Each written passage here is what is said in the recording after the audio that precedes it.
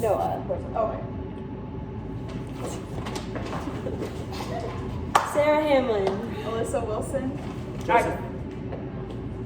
Agnes Joseph Michelle. Agnes Paul. Banded Lace. All right, today in Lab 2, there were 3 main objectives. 1, we continued to work on our microscope skills, learning how to zoom and focus and how to see things correctly. Next, we studied the alteration of generation cycle to further understand it from what we learned before class. And then we were able to see the different types, gametophytes and sporophytes, in the microscope to actually see it rather than looking at a diagram on a piece of paper. So, we looked at plants today. They belong in the domain of eukarya in the kingdom of Plantae.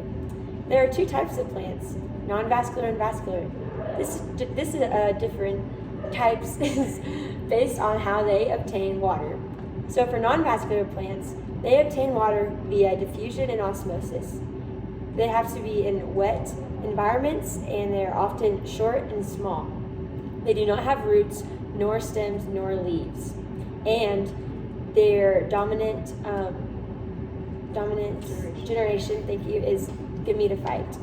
For vascular plants, their dominant generation is sporophyte, and the way they get water is they have internal transport systems that facilitate movement of water nutrients through the plants. They have roots, stems, and leaves, and they absorb water through soil and transport it to the leaves.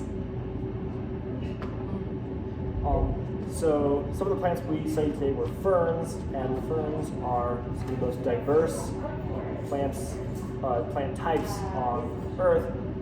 And one thing about why they have gotten that far, gotten that diverse, is perhaps it has something to do with the fact that they thrive in moist, shady areas, which also tend to be have more wildlife, which could facilitate the spreading of spores farther into different sections of the habitat, or different even habitats.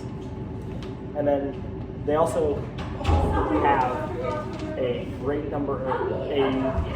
huge amount of surface area for the chloroplasts in the leaves to soak up energy. So that might be why they were able to adapt so well to all the places that they live. And we got to see the moss and the fern, gametophyte and sporophyte under the microscope. And just by the way their design and their shapes appear, we could tell how each individual produces gametes and how many gametes are produced. And yeah, Thanks.